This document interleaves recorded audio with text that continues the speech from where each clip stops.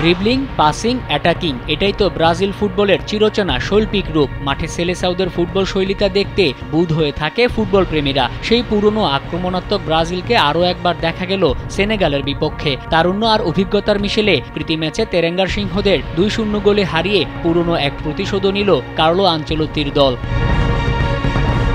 2 বছর আগে লিসবনের সর্বশেষ দেখায় সেনেগালের কাছে 4-2 গোলের ব্যবধানে হেরেছিল 5 বারের বিশ্ব চ্যাম্পিয়নরা। সেনেগালের বিপক্ষে প্রথমবার মুখোমুখি হওয়া প্রীতি ম্যাচটি যদিও 1-1 গোলে ড্র করেছিল ব্রাজিল। এখন যে কোনো ব্র্যান্ডের পুরাতন এসি বদলে নতুন ওয়ালটন এসিতে উপভোগ করুন 25% ছাড়।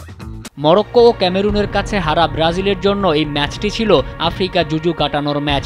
যে ম্যাচে ঝলক দেখান কিশোর প্রতিভা এস্তেভাও ও অভিজ্ঞ কাসেমিরো। মাতেউস কুনিয়া, রদ্রিগো ও ভিনিসিউস জুনিয়রদের নৈপুণ্যে অবশেষে সাফল্যের দেখা পেল সেলেসাওরা।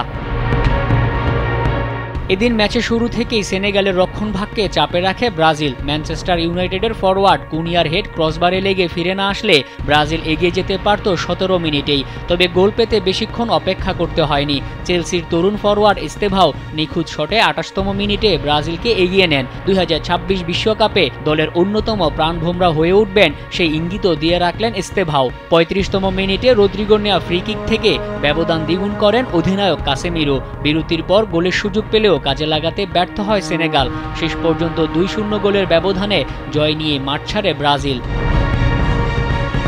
মোহাম্মদ মাসুম, কালবেলা।